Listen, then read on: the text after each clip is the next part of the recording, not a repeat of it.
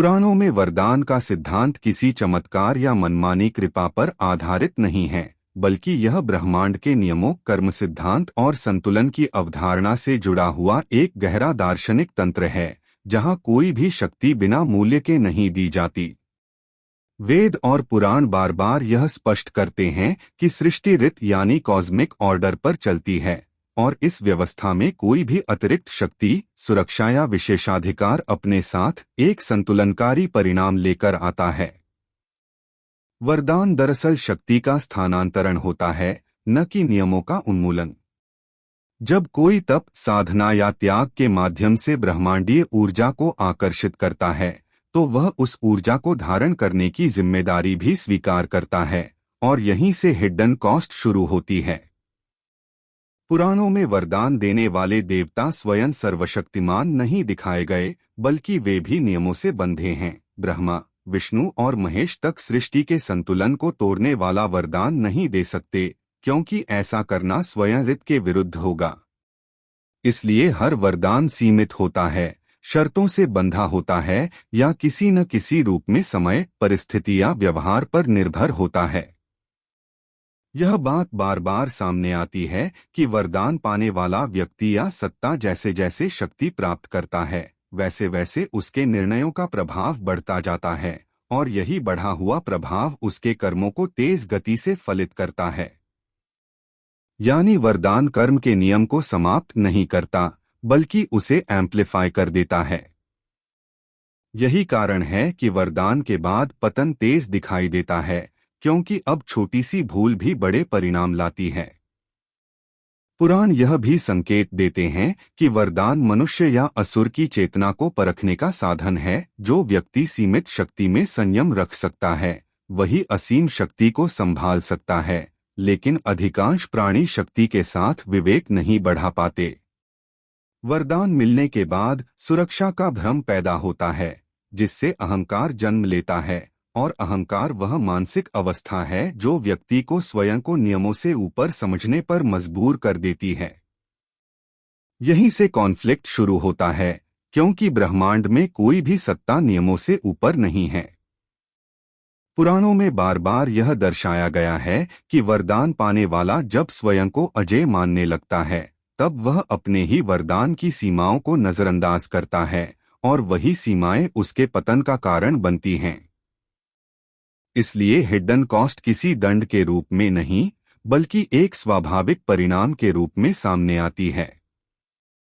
यह भी महत्वपूर्ण तथ्य है कि वरदान अक्सर बाहरी सुरक्षा देता है, आंतरिक अनुशासन नहीं। शक्ति मिलती है, लेकिन आत्मसंयम का निर्माण स्वतः नहीं होता। पुराणों का यह सिद्धांत आधुनिक मनोविज्ञान से भी मेल खाता है, जहां पावर विदाउट अकाउंटेबिलिटी डिस्ट्रक्टिव मानी जाती है। इस दृष्टि से देखा जाए तो वरदान कोई शॉर्टकट नहीं, बल्कि एक एक्सेलरेटेड लाइफ पाथ है, जहां व्यक्ति का चरित्र जल्दी उजागर हो जाता है। जो भीतर से संतुलित नहीं होता, वह वरदान के दबाव में टूट जाता है। इसी कारण पुराणों में वरदान को अल्टीमेट ब्लेसिंग नहीं, बल्कि एक परीक्षा के रूप में प्रस्तुत किया गया है, जो यह तय करती है कि शक्ति पाने के बाद कोई सत्ता सृष्टि के संतुलन के साथ चलेगी या उसके विरुद्ध। यही वरदान का असली सिद्धांत है, और यही कारण है कि लगभग हर वरदान अपने साथ एक अदृश्य मूल्य लेकर आता है, जिसे न समझने पर वही वरदान समस्या बन जाता है। पुराणों में ब्रह्मा द्वारा दिए गए वरदानों को सबसे खतरनाक इसीलिए माना गया है, क्योंकि ब्रह्मा सृष्टि के रचयिता हैं, और उनका अधिकार संरचना बनाने का है, नियंत्रण या सुधार करने का नहीं। इसलिए उनके वरदान सीधे सृष्टि के ढांचे में हस्तक्षेप करते हैं, और यही हस्तक्षेप संतुलन को अस्थिर कर देता है।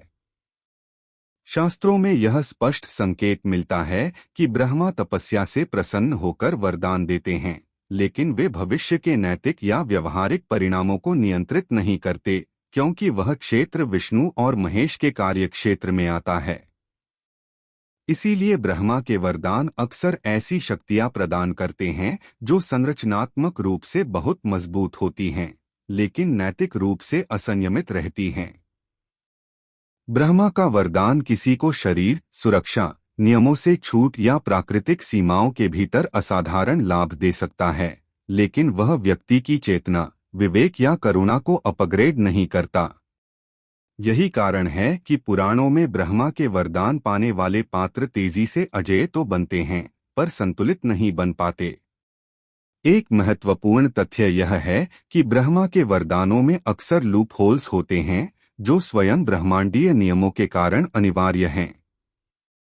ब्रह्मा अमरता नहीं दे सकते, पूर्ण स्वतंत्रता नहीं दे सकते और ऋत को तोड़ नहीं सकते, इसलिए वे शर्तों के माध्यम से वरदान देते हैं, लेकिन ये शर्तें भविष्य में ही स्पष्ट होती हैं। समस्या तब उत्पन्न होती है जब वरदान पाने वाला इन शर्तों को केवल कानूनी भाषा की तरह देखता है, नैतिक चेतावनी की तरह नहीं। पुराणों में बार बार यह दर्शाया गया है कि ब्रह्मा के वरदान सत्ता को असामान्य स्तर तक बढ़ा देते हैं, जिससे शक्ति और अहंकार के बीच का अंतर मिटने लगता है। मनोवैज्ञानिक दृष्टि से देखा जाए तो जब किसी व्यक्ति को यह विश्वास हो जाए कि वह लगभग अजेय है, तो उसका निर्णय लेने का ढंग बदल जाता है। वह जोखिम को नजरअंदाज करता है और दूसरों को तुच्छ समझने लगता है। ब्रह्मा का वरदान इस मानसिक परिवर्तन को तेज कर देता है, क्योंकि यह बाहरी खतरे को लगभग समाप्त कर देता है। एक और महत्वपूर्ण बिंदु यह है कि ब्रह्मा स्वयं सृष्टि के नियमों के अधीन हैं, इसलिए वे वरदान वापस नहीं ले सकते। यही बात उनके वरदान को और भी खतरनाक बनाती है, क्योंकि एक बार दिया गया संरचनात्मक लाभ तब तक बना रहता है जब तक उसकी शर्त स्वयं टूट न जाए। विष्णु या शिव हस्तक्षेप कर सकते हैं, लेकिन वे भी सीधे वरदान को निष्क्रिय नहीं करते, बल्कि उसके भीतर छिपी सीमाओं को सक्रिय करते हैं। इस प्रक्रिया में भारी विनाश, संघर्ष और संतुलन का पुनर्निर्माण होता है। पुराण यह संकेत देते हैं कि ब्रह्मा का वरदान सृष्टि के सिस्टम में एक अस्थायी असंतुलन पैदा करता है, जिसे ठीक करने के लिए अवतार, युद्ध या महाविनाश जैसी घटनाएं आवश्यक हो जाती हैं। इसलिए इसे खतरनाक इसलिए नहीं कहा जाता कि ब्रह्मा गलती करते हैं, बल्कि इसलिए कि उनका कार्यक्षेत्र ही ऐसा है जहां शक्ति का निर्माण तो होता है, लेकिन उसके नैतिक परिणामों की निगरानी नहीं होती। इसीलिए ब्रह्मा के वरदानों को शास्त्रों में चेतावनी के रूप में देखा गया है, एक ऐसा उदाहरण जो बताता है कि केवल शक्ति देना आसान है, लेकिन शक्ति को संभालने की क्षमता विकसित करना सबसे कठिन, और जब यह क्षमता नहीं होती, तब वही वरदान सृष्टि के लिए सबसे बड़ा संकट बन जाता है। पुराणों में अमरता को कभी भी वरदान के रूप में नहीं दिया गया, क्योंकि अमरता स्वयं सृष्टि की मूल संरचना के विरुद्ध मानी जाती है, और यह केवल धार्मिक आस्था नहीं, बल्कि एक गहरा दार्शनिक और तार्किक निष्कर्ष है। वैदिक और पौराणिक दृष्टिकोण में सृष्टि परिवर्तन पर आधारित है, जहां उत्पत्ति, विकास और लय एक निरंतर चक्र में चलते हैं, और मृत्यु इस चक्र का अंत नहीं बल्कि उसका अनिवार्य संतुलन बिंदु है। यदि किसी व्यक्तिगत सत्ता को पूर्ण अमरता दे दी जाए, तो वह इस चक्र से बाहर निकल जाती है, और यही स्थिति ब्रह्मांडीय असंतुलन पैदा करती है। पुराण स्पष्ट संकेत देते हैं कि अमरता केवल सिद्धांत रूप में ब्रह्मांड के लिए है, व्यक्ति के लिए नहीं। देवता भी अमर नहीं हैं, वे दीर्घायु हैं, और यही कारण है कि उन्हें अमृत की आवश्यकता पड़ती है। यह तथ्य स्वयं यह सिद्ध करता है कि पूर्ण अमरता किसी को भी स्वाभाविक रूप से प्राप्त नहीं है। अमरता देने का अर्थ होगा कर्म के नियम को निष्प्रभावी करना, क्योंकि कर्म का फल समय और मृत्यु से जुड़ा होता है। यदि मृत्यु ही न हो तो कर्म का संचय अनंत हो जाएगा और उसका निष्कर्ष कभी सामने नहीं आएगा, जिससे न्याय और संतुलन की अवधारणा समाप्त हो जाएगी। पुराणों में यह भी स्पष्ट किया गया है कि भय, उत्तरदायित्व और सीमाएं ही विवेक को जन्म देती हैं। मृत्यु का अस्तित्व चेतना को संयमित करता है, और अमरता इस संयम को समाप्त कर देती है। इसलिए अमरता केवल शक्ति नहीं, बल्कि विवेक के पूर्ण क्षय का कारण बन सकती है। एक और महत्वपूर्ण पौराणिक तर्क यह है कि अमर सत्ता विकास से रुक जाती है, क्योंकि परिवर्तन की प्रेरणा ही समाप्त हो जाती है। जब किसी को यह विश्वास हो जाए कि उसका अंत नहीं होगा, तो सीखने, सुधारने और संतुलन बनाए रखने की आवश्यकता भी समाप्त हो जाती है। पुराणों में यह स्पष्ट चेतावनी दी गई है कि स्थायी सत्ता अंततः स्थायी विकृति में बदल जाती है।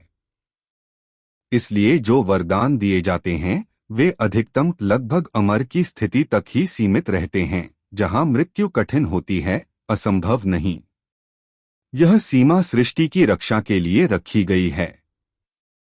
अमरता का निषेध इस कारण भी आवश्यक है क्योंकि ब्रह्मा जैसे देवता स्वयं सृष्टि के नियमों के अधीन हैं और नियमों को तोड़ने की शक्ति उनके पास भी नहीं है। यदि अमरता दी जाती तो वरदान देने वाला स्वयं ऋत का उल्लंघन करता, जो संभव नहीं। पुराणों में बार बार यह संकेत मिलता है कि अमरता केवल समय को रोकने का प्रयास है और समय स्वयं विष्णु और महाकाल से जुड़ा तत्व है जिसे स्थिर नहीं किया जा सकता। मनोवैज्ञानिक दृष्टि से भी अमरता का विचार खतरनाक माना गया है क्योंकि यह सत्ता को पूर्ण निरंकुश बना देता है।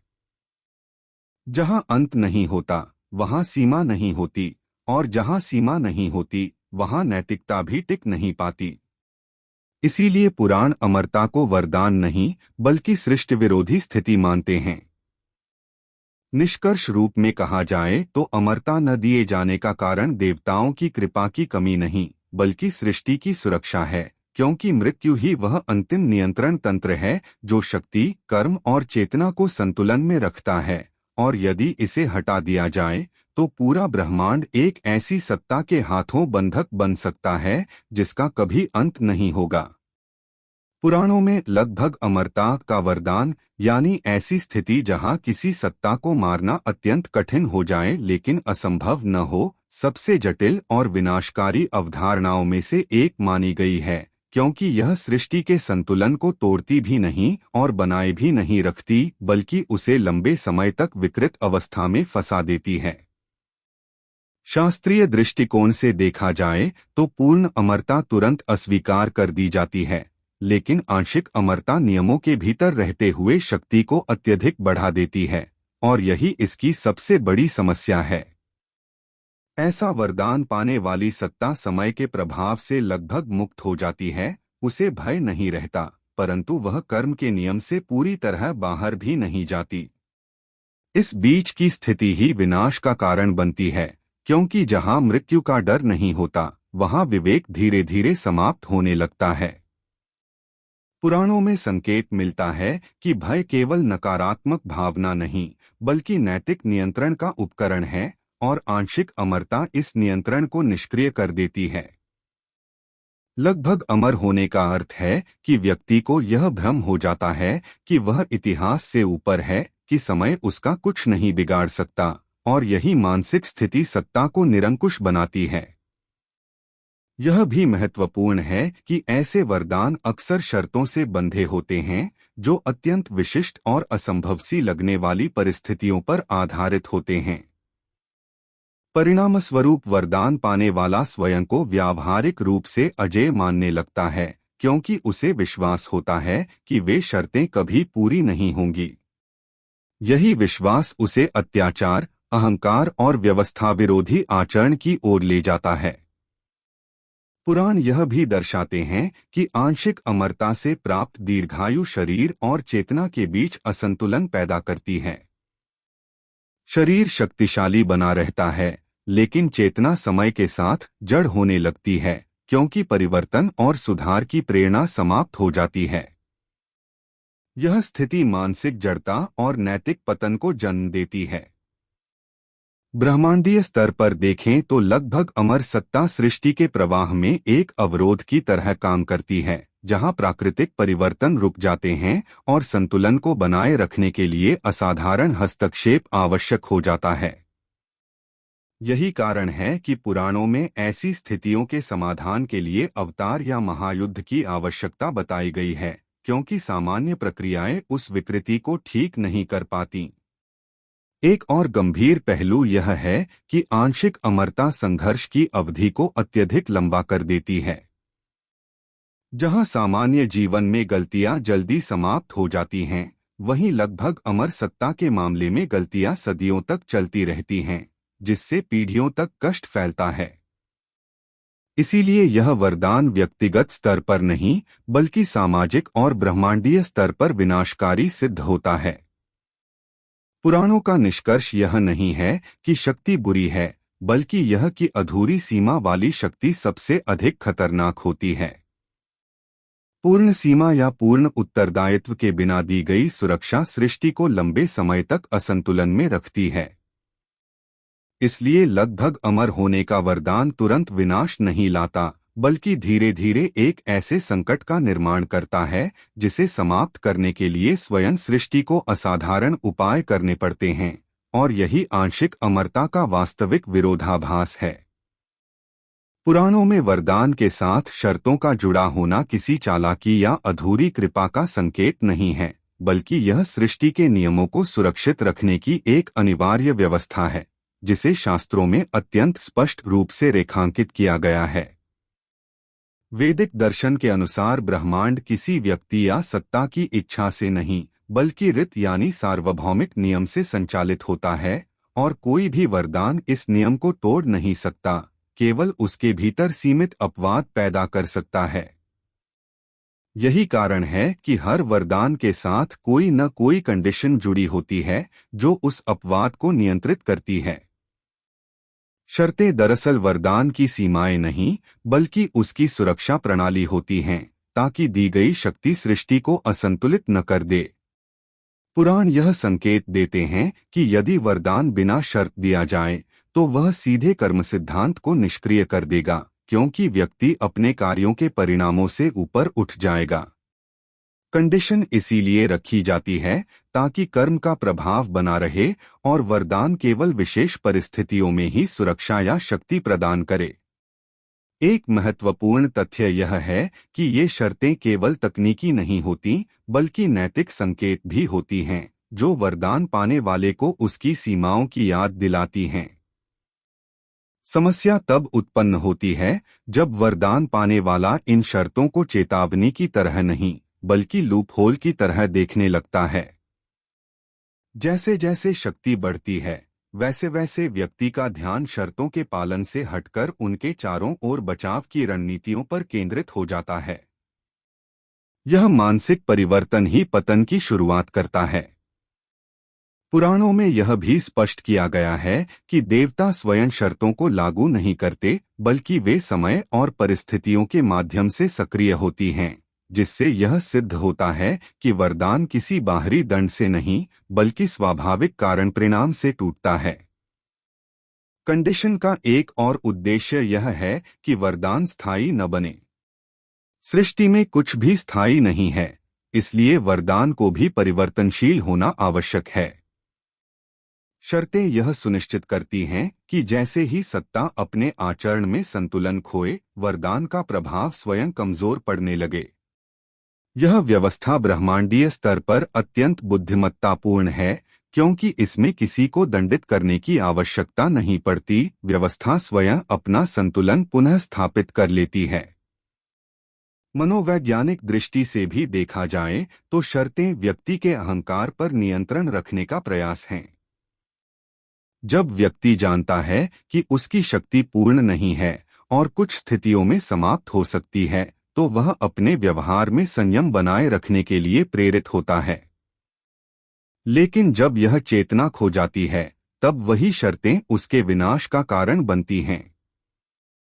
इसलिए पुराणों में वरदान की शर्तों को कमजोरी नहीं, बल्कि सृष्टि की रक्षा के लिए निर्मित एक सूक्ष्म नियंत्रण तंत्र माना गया है, जो यह सुनिश्चित करता है कि कोई भी सत्ता स्वयं को नियमों से ऊपर न समझे, और यही कारण है कि बिना कंडीशन का वरदान शास्त्रों में लगभग असंभव माना गया है।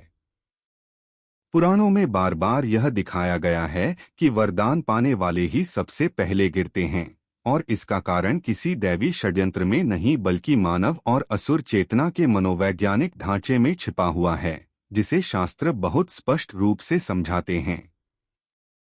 वरदान मूल रूप से शक्ति, सुरक्षा या विशेष क्षमता का विस्तार होता है, लेकिन समस्या यह है कि अधिकांश चेतनाएं इस विस्तार के साथ अपने आत्मनियंत्रण, विवेक और उत्तरदायित्व का समान विस्तार नहीं कर पाती। जैसे ही किसी को यह अनुभव होने लगता है कि वह सामान्य सीमाओं से ऊपर उठ चुका है, उसके निर्णय लेने की प्रक्रिया बदलने लगती है। पुराण संकेत देते हैं कि शक्ति मिलने के बाद व्यक्ति खतरे को कम आंकने लगता है, क्योंकि उसका मस्तिष्क अब लगातार सुरक्षा के संकेत प्राप्त कर रहा होता है। आधुनिक मनोविज्ञान भी यही कहता है कि जब किसी को अत्यधिक सुरक्षा मिलती है तो रिस्क असेसमेंट कमजोर हो जाता है। वरदान पाने वाला यह मानने लगता है कि उसके कार्यों के परिणाम गंभीर नहीं होंगे, और यही भ्रम उसे अनुशासन से दूर ले जाता है। एक और महत्वपूर्ण तथ्य यह है कि वरदान के बाद व्यक्ति का सामाजिक और नैतिक फीडबैक तंत्र टूट जाता है। लोग डर के कारण सच कहना बंद कर देते हैं, विरोध समाप्त हो जाता है और सत्ता एक एको चेम्बर में फंस जाती है जहां केवल प्रशंसा सुनाई देती है। पुराणों में इसे अहंकार की वृद्धि कहा गया है, लेकिन वास्तव में यह आत्मंधता की स्थिति होती है। वरदान पाने वाला स्वयं को नियमों का निर्माता समझने लगता है, जबकि वह अब भी नियमों के अधीन होता है। यही असंगति सबसे खतरनाक है। शास्त्र यह भी बताते हैं कि वरदान कर्म के फल को समाप्त नहीं करता, बल्कि उसकी गति को बढ़ा देता है। साधारण व्यक्ति की गलती धीरे धीरे परिणाम देती है, लेकिन वरदान प्राप्त सत्ता की छोटी सी भूल भी बड़े पैमाने पर विनाशकारी परिणाम उत्पन्न करती है। इसीलिए उनका पतन अचानक और तीव्र दिखाई देता है। एक और मनोवैज्ञानिक कारण यह है कि वरदान के बाद व्यक्ति का पहचान बोध बदल जाता है। वह अपने अस्तित्व को अपनी शक्ति से जोड़ लेता है, न कि अपने आचरण से। जैसे ही शक्ति को चुनौती मिलती है, उसका पूरा आत्मबोध हिल जाता है और वह असंतुलित निर्णय लेने लगता है। पुराणों में यह भी स्पष्ट किया गया है कि वरदान पाने वाले अक्सर स्वयं को चुना हुआ या विशेष मानने लगते हैं, जिससे उनमें नैतिक अपवादवाद पैदा होता है। यानी वे मान लेते हैं कि जो नियम दूसरों पर लागू हैं, वे उन पर लागू नहीं होते। यही सोच सबसे पहले पतन की ओर ले जाती है।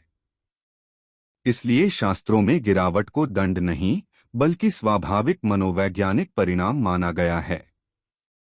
वरदान पाने वाला पहले गिरता है क्योंकि वह सबसे पहले यह भूल करता है कि शक्ति का उद्देश्य संतुलन बनाए रखना है, प्रभुत्व स्थापित करना नहीं। और जैसे ही यह भूल स्थायी बन जाती है, उसका पतन अपरिहार्य हो जाता है। पुराणों में यह विचार अत्यंत स्पष्ट रूप से उभर कर आता है कि देवता स्वयं भी निरपेक्ष या पूर्ण वरदान देने से भय खाते थे, और यह भय किसी कमजोरी का नहीं बल्कि गहन बोध और उत्तरदायित्व का संकेत है। देवता सृष्टि के प्रशासक हैं, उसके स्वामी नहीं, और वे ऋत यानी ब्रह्मांडीय नियमों के अंतर्गत कार्य करते हैं। इसलिए वे भली भांति जानते हैं कि बिना सीमा का वरदान देना पूरे तंत्र को अस्थिर कर सकता है। शास्त्रों में यह संकेत मिलता है कि देवताओं को सबसे अधिक भय शक्ति से नहीं, बल्कि शक्ति के दुरुपयोग से था। जब कोई वरदान पूर्ण और बिना शर्त होता है, तो वह कर्म सिद्धांत को निष्प्रभावी करने लगता है, और यही स्थिति सृष्टि के नैतिक ढांचे को तोड़ देती है। देवताओं का उद्देश्य व्यवस्था बनाए रखना है, इसलिए वे ऐसे किसी भी कार्य से बचते हैं जो भविष्य में अव्यवस्था को जन्म दे। एक महत्वपूर्ण तथ्य यह है कि देवता स्वयं जानते थे कि वे वरदान वापस नहीं ले सकते। एक बार दी गई संरचनात्मक शक्ति समय के साथ स्वतः विकसित होती है, और उसे रोकने के लिए प्रत्यक्ष हस्तक्षेप भी सीमित होता है। इसीलिए वे पूर्ण वरदान देने से पहले अत्यंत सतर्क रहते थे। पुराण यह भी बताते हैं कि देवताओं को यह समझ थी कि पूर्ण सुरक्षा या पूर्ण अजेयता चेतना को विकृत कर देती है। जहां कोई खतरा नहीं होता, वहां विवेक धीरे धीरे समाप्त होने लगता है। देवताओं का भय इस बात से भी जुड़ा था कि निरपेक्ष वरदान पाने वाली सत्ता स्वयं को नियमों से ऊपर समझने लगेगी और तब उसे नियंत्रित करना असंभव हो जाएगा। एक और गहरा कारण यह है कि देवताओं को यह ज्ञात था कि निरपेक्ष शक्ति अंततः उन्हें ही हस्तक्षेप करने पर मजबूर करेगी, जिससे अवतार, युद्ध और व्यापक विनाश जैसी घटनाएं होंगी। इसलिए पूर्ण वरदान देना सृष्टि के लिए दीर्घकालिक संकट को आमंत्रित करना था।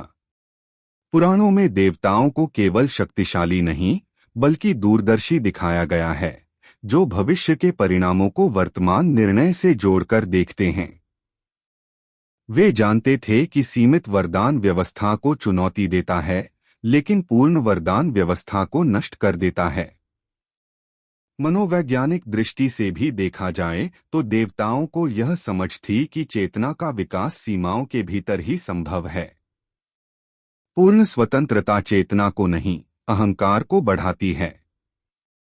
इसलिए देवता ऐसे वरदानों से बचते थे जो व्यक्ति को पूर्ण रूप से निर्भय और उत्तरदायित्वहीन बना दें। निष्कर्षतः कहा जाए तो देवताओं का वरदान से डर किसी भयभीत सत्ता का नहीं, बल्कि सृष्टि की नाजुक संतुलन रेखा को समझने वाली चेतना का प्रतीक है, जो यह जानती थी कि शक्ति देना आसान है, लेकिन उसके परिणामों को संभालना सबसे कठिन। पुराणों में वरदान को केवल शक्ति के स्रोत के रूप में नहीं देखा गया, बल्कि उसे चेतना के परीक्षण की प्रक्रिया माना गया है, जहां यह स्पष्ट होता है कि शक्ति व्यक्ति को सशक्त बनाती है या उसके भीतर छिपे अहंकार को उजागर करती है।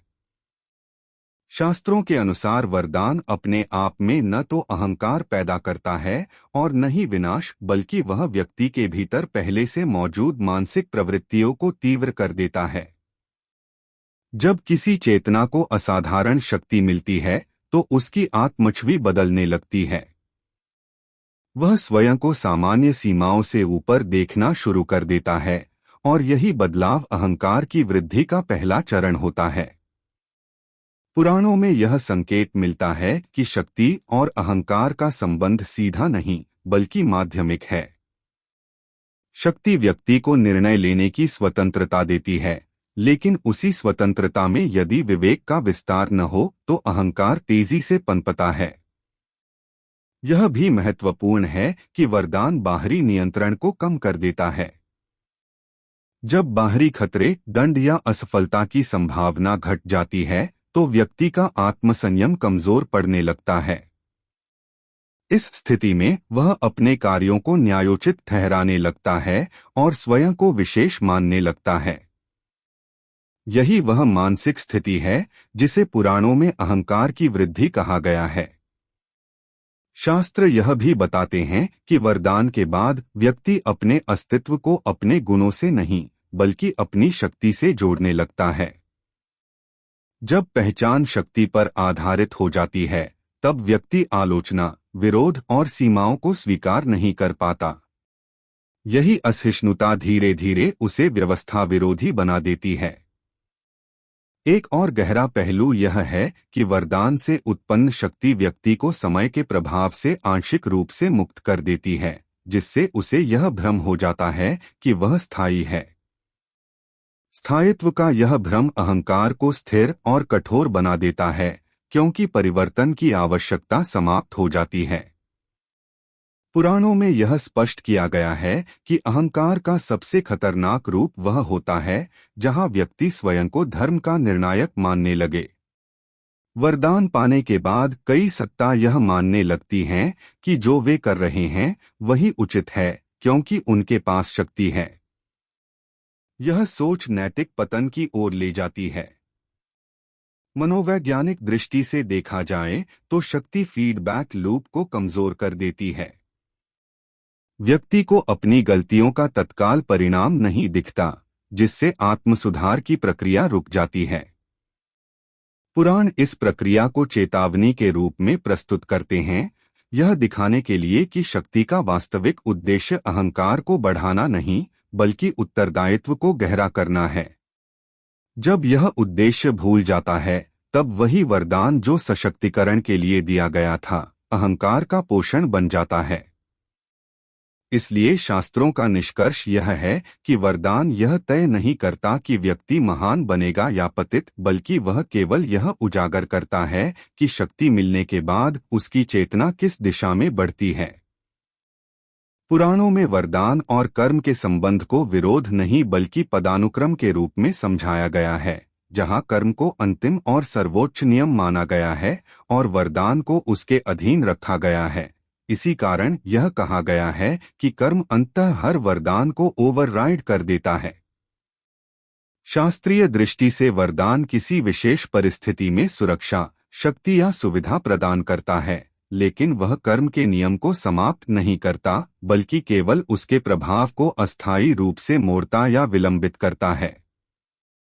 कर्म व्यक्ति की चेतना, उसके इरादों और उसके कार्यों का संचय होता है, और यह संचय समय के साथ अनिवार्य रूप से फल देता है। वरदान इस संचय को मिटा नहीं सकता, क्योंकि यदि ऐसा हो जाए तो नैतिक न्याय की पूरी संरचना ध्वस्त हो जाएगी। पुराण स्पष्ट संकेत देते हैं कि वरदान बाहरी परिस्थितियों को बदल सकता है, लेकिन आंतरिक प्रवृत्तियों को नहीं। यदि व्यक्ति की प्रवृत्ति अधर्म की ओर है, तो वरदान केवल उसे अधिक अवसर देगा, और अधिक अवसर का अर्थ है अधिक कर्म संचय। यही कारण है कि वरदान पाने के बाद पतन तेज दिखाई देता है। एक और महत्वपूर्ण तथ्य यह है कि कर्म का नियम निरपेक्ष है, जबकि वरदान सापेक्ष। कर्म सभी पर समान रूप से लागू होता है, लेकिन वरदान केवल कुछ शर्तों और सीमाओं के भीतर काम करता है। जैसे ही ये सीमाएं पार होती हैं, कर्म का प्रभाव पूर्ण रूप से सक्रिय हो जाता है।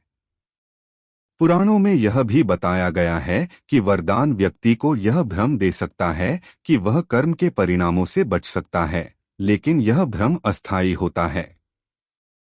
कर्म फलित होने के लिए समय का इंतजार करता है, और जब परिस्थितियां अनुकूल होती हैं, तब वह बिना किसी बाधा के सामने आता है। यही कारण है कि कई वरदान पाने वाली सत्ता लंबे समय तक सुरक्षित दिखाई देती हैं, लेकिन अंततः उनका पतन अचानक और निर्णायक होता है। मनोवैज्ञानिक स्तर पर भी कर्म और वरदान का टकराव स्पष्ट दिखाई देता है। वरदान व्यक्ति में उत्तरदायित्व की भावना को कमजोर कर सकता है, जिससे उसके कर्म अधिक लापरवाह हो जाते हैं। जैसे जैसे लापरवाही बढ़ती है, कर्म संचय भी भारी होता जाता है।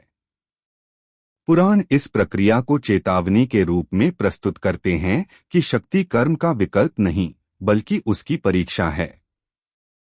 एक और गहरा पहलू यह है कि कर्म केवल दंड या पुरस्कार नहीं, बल्कि सीखने की प्रक्रिया भी है। यदि वरदान कर्म को निष्प्रभावी कर दे, तो चेतना का विकास रुक जाएगा। इसलिए कर्म का ओवरराइड होना असंभव है। शास्त्रों के अनुसार जब वरदान और कर्म टकराते हैं, तो वरदान को रास्ता देना पड़ता है, क्योंकि कर्म स्वयं सृष्टि की नैतिक रीढ़ है। निष्कर्षतः कहा जाए तो पुराणों में यह सिद्धांत स्थापित किया गया है कि वरदान शक्ति दे सकता है, समय खरीद सकता है, परिस्थितियां बदल सकता है, लेकिन कर्म के नियम को समाप्त नहीं कर सकता, और यही कारण है कि अंततः हर वरदान कर्म के सामने टिक नहीं पाता। पुराणों में वरदान को अंतिम पुरस्कार नहीं, बल्कि चेतना की परीक्षा के रूप में प्रस्तुत किया गया है, और यही वरदान विरोधाभास की सबसे गहरी सच्चाई है, जिसे शास्त्र प्रत्यक्ष रूप से नहीं बल्कि घटनाओं और सिद्धांतों के माध्यम से स्पष्ट करते हैं। वरदान का उद्देश्य किसी को श्रेष्ठ बनाना नहीं, बल्कि यह उजागर करना होता है कि शक्ति मिलने के बाद कोई सत्ता सृष्टि के संतुलन के साथ चलेगी या उसके विरुद्ध। शास्त्रीय दृष्टि से वरदान एक प्रकार का तेजी से काम करने वाला दर्पण है, जो व्यक्ति की आंतरिक प्रवृत्तियों को तुरंत सामने ले आता है। सामान्य परिस्थितियों में जिन कमजोरियों को समय छिपाए रखता है, वरदान उन्हें तीव्र कर देता है। इसलिए वरदान के बाद परिवर्तन शीघ्र और निर्णायक होता है। पुराणों में यह स्पष्ट संकेत मिलता है कि देवता वरदान देते समय व्यक्ति के कर्मों से अधिक उसकी तपस्या की तीव्रता को देखते हैं, लेकिन उसके भविष्य के आचरण की जिम्मेदारी स्वयं व्यक्ति पर छोड़ देते हैं। यही बिंदु वरदान को परीक्षा बनाता है। वरदान मिलने के बाद व्यक्ति को स्वतंत्रता मिलती है और स्वतंत्रता के साथ नैतिक विकल्पों का भार भी बढ़ जाता है। यदि व्यक्ति इस भार को संभाल नहीं पाता तो वही स्वतंत्रता उसके पतन का कारण बनती है। एक और महत्वपूर्ण तथ्य यह है कि वरदान व्यक्ति को यह भ्रम दे सकता है कि उसे ईश्वरीय स्वीकृति प्राप्त है, जबकि वास्तव में उसे केवल अवसर मिला होता है। इस भ्रम में व्यक्ति अपने हर कार्य को उचित ठहराने लगता है और आत्मपरीक्षण की प्रक्रिया समाप्त हो जाती है। पुराण इस अवस्था को सबसे खतरनाक मानते हैं, क्योंकि जहां आत्मसमीक्षा समाप्त होती है वहां पतन की शुरुआत होती है। मनोवैज्ञानिक दृष्टि से भी वरदान एक स्ट्रेस टेस्ट की तरह काम करता है, जहां यह देखा जाता है कि शक्ति, सुरक्षा और सम्मान मिलने के बाद व्यक्ति का व्यवहार कैसा बदलता है। जो चेतना भीतर से संतुलित होती है वह वरदान के बाद भी संयमित रहती है, जबकि असंतुलित चेतना जल्दी ही अहंकार, भयहीनता और व्यवस्था विरोध की ओर बढ़ जाती है। पुराणों में यह भी स्पष्ट किया गया है कि वरदान के बाद मिलने वाला पतन किसी दंड का परिणाम नहीं, बल्कि असफल परीक्षा का स्वाभाविक परिणाम होता है। सृष्टि किसी को गिराती नहीं, वह केवल अवसर देती है और अवसर का उपयोग या दुरुपयोग व्यक्ति स्वयं करता है। इसलिए वरदान को अंतिम लक्ष्य मानना शास्त्रीय दृष्टि से भ्रम है। असली लक्ष्य चेतना की स्थिरता और धर्म के साथ सामंजस्य है। वरदान केवल यह जांचने का माध्यम है कि क्या कोई सत्ता शक्ति के साथ भी संतुलन बनाए रख सकती है। निष्कर्षतः कहा जाए तो पुराणों का अंतिम संदेश यही है कि वरदान कृपा नहीं बल्कि जिम्मेदारी है, इनाम नहीं बल्कि परीक्षा है, और जो इस परीक्षा में संतुलन, विवेक और उत्तरदायित्व को नहीं संभाल पाता उसके लिए वही वरदान सबसे बड़ा विरोधाभास और पतन का कारण बन जाता है।